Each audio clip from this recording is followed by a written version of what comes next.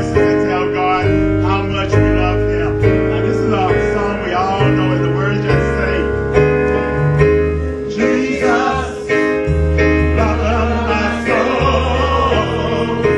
Jesus, I'll never let it go. Take me from my regret. You set my feet up on the rock.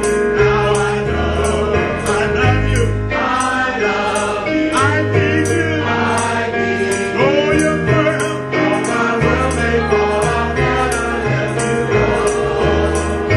My Savior, my closest friend. I will worship you until the end.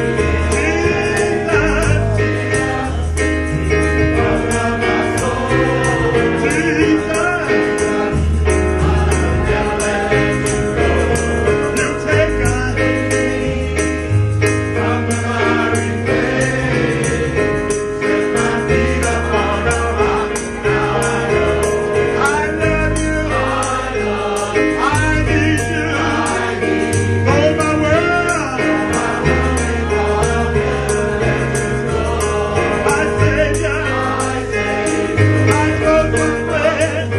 I will worship. I will worship you until the very end. Jesus, love of my soul. Jesus, I'll never let you go. You take us from the miry clay. You set my feet upon the rock.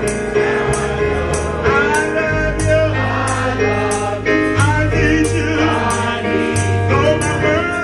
Oh, my world may fall. I'll never let you go. My Savior. My Savior. My closest friend. I will worship. I will worship you until the very end. Oh, Jesus. Love of my soul. Oh, Jesus. I'll never let you go. Jesus. Love of my soul. Jesus. One more time,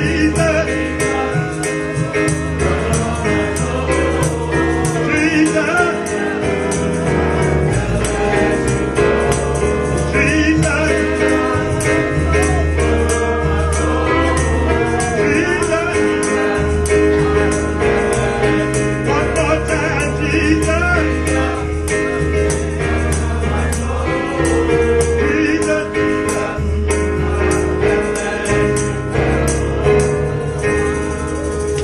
Let's get a lot to praise.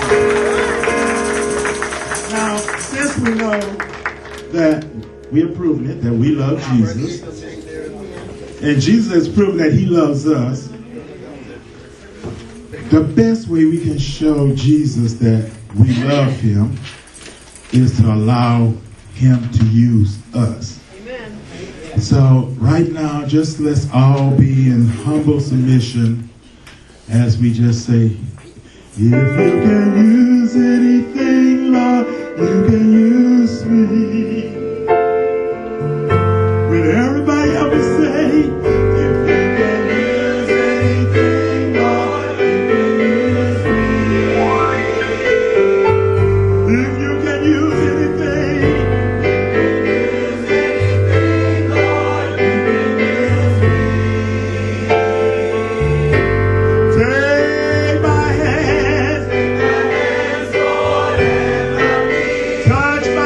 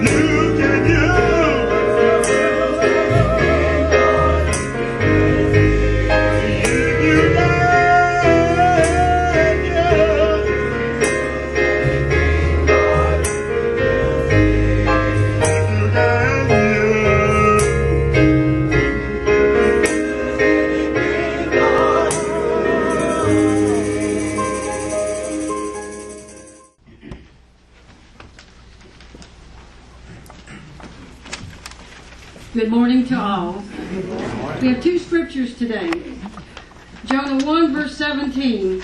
Now the Lord had arranged for a great fish to swallow Jonah, and Jonah was inside the fish for 3 days and 3 nights. Luke 11 verses 29 through 30. Jesus began to say, "This generation is an evil generation. It seeks for a sign, but no sign will be given to it, except the sign of Jonah. For as Jonah became a sign to the people of Nineveh, so will the Son of Man be to this generation." Hear what the Spirit says today. Thanks be to God.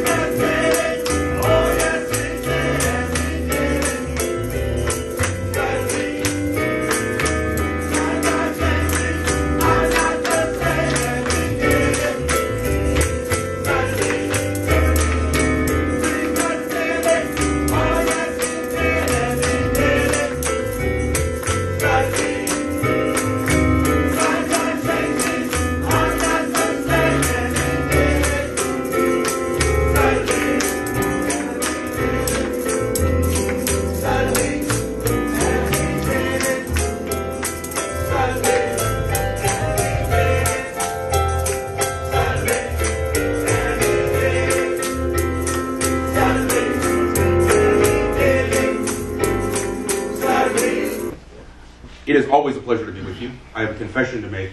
When I preach here in Baton Rouge, I usually preach a sermon that I've already tried out on our own congregation in New Orleans.